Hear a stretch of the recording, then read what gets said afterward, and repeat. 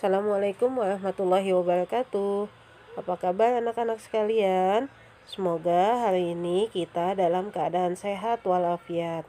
Baiklah, hari ini kita akan belajar pelajaran sejarah kebudayaan. Jangan lupa subscribe gratis.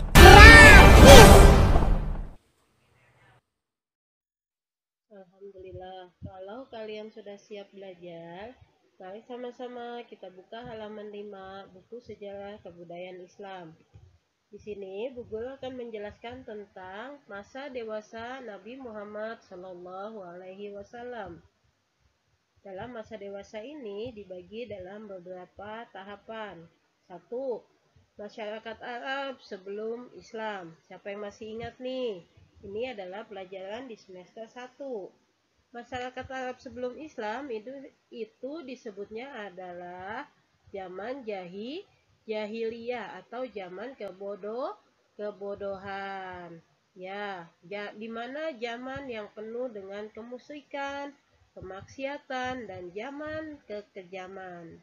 Zaman tersebut terjadi sebelum Nabi Muhammad SAW membawa ajaran Islam kepada masyarakat Arab. Di zaman tersebut, masyarakat Arab masih musyrik, yaitu mereka menyembah patung yang terbuat dari batu, kayu, emas, ataupun perak. Bahkan ada juga yang terbuat dari makanan dan buah-buahan. Jadi kalau mereka lapar, Tuhannya bisa mereka makan. Mereka meletakkan berhala-berhala atau patung-patung yang disembah itu di berbagai tempat pemujaan, termasuk di dalam Ka'bah. Ayo, siapa yang masih ingat nama-nama berhala yang disembah, yang terkenal di masyarakat Arab? Ya, betul. Ada berhala Lata, Uzza, dan Manat. Selain berhala tadi, mereka juga ada yang menyembah apa saja? Siapa yang tahu?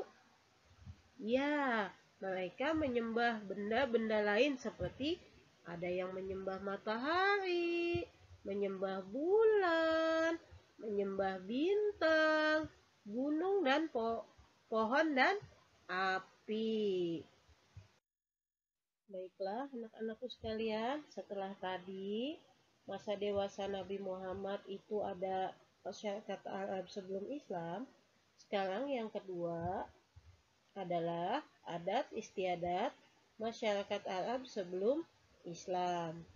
Ini juga sudah kita pelajari di semester 1. Siapa yang masih ingat? Ayo. Alhamdulillah kalau kalian masih ingat. Ya nak, adat istiadat masyarakat Arab sebelum Islam. Apa sih adat istiadat? Adat istiadat itu adalah kebiasaan masyarakat Arab. Ada kebiasaan baiknya dan ada pula kebiasaan buruknya. Kebiasaan buruknya apa aja? Ini mereka lakukan dari nenek moyang mereka sudah melakukan ini. Apa saja? 1 atau A, suka berperang. Berperang sama siapa?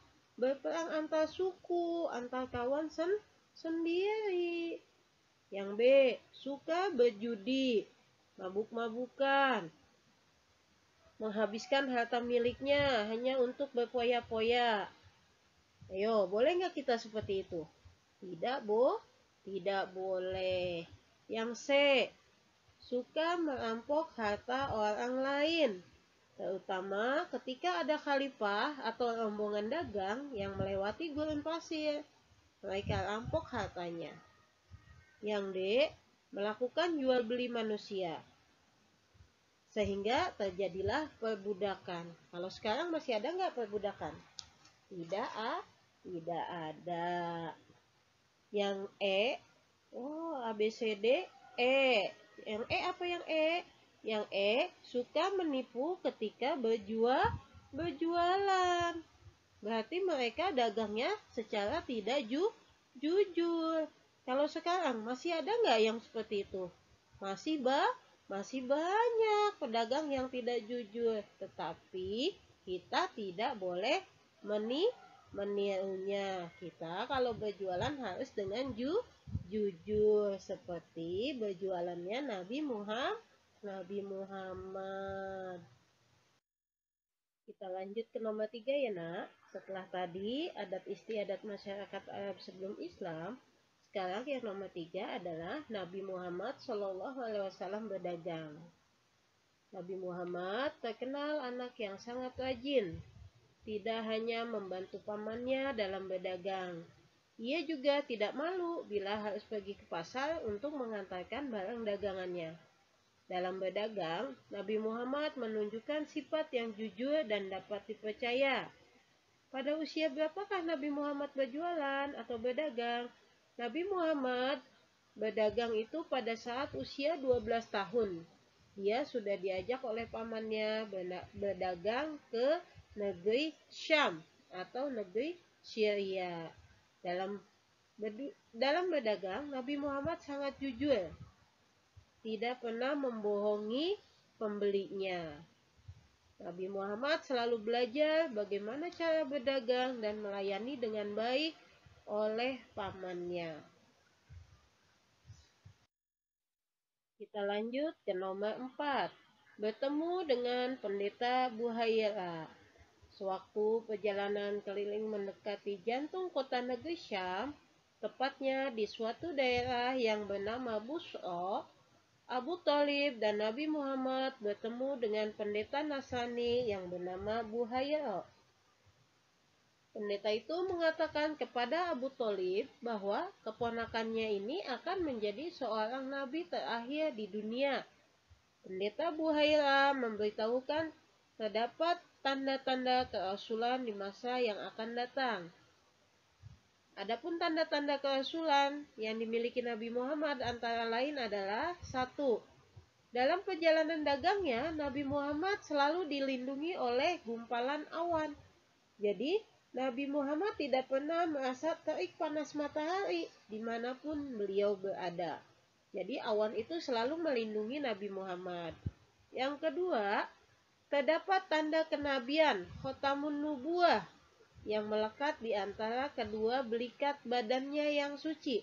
Jadi, di antara kedua pundak Nabi Muhammad terdapat tanda kenabian atau khotamun nubuwah.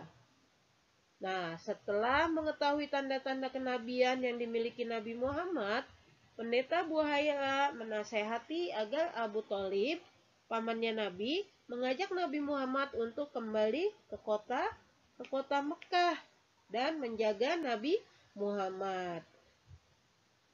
Nasihat pendeta Buhaira didengar oleh Abu Thalib dengan baik, sehingga hanya setelah beberapa saat berdagang, Abu Thalib kemudian memutuskan untuk kembali ke kota Mekah.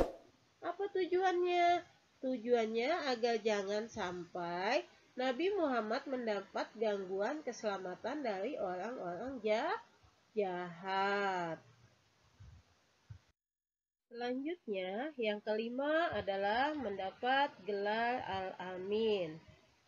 Pada awalnya, Nabi Muhammad hanya mengembala kambing milik pamannya. Tetapi, karena masyarakat melihat dia adalah anak yang rajin, maka banyak yang menitipkan kambing kepada Nabi Muhammad. Maka tak heran, sejak kecil, dia sudah dikenal sebagai anak yang mendapat gelar Al-Amin. Apa arti Al-Amin? Al-Amin artinya adalah terpercaya. Pada usia 15 tahun, Nabi Muhammad ikut berperang melawan suku Hawazin yang terkenal dengan Perang Pijar. Apa artinya pijar?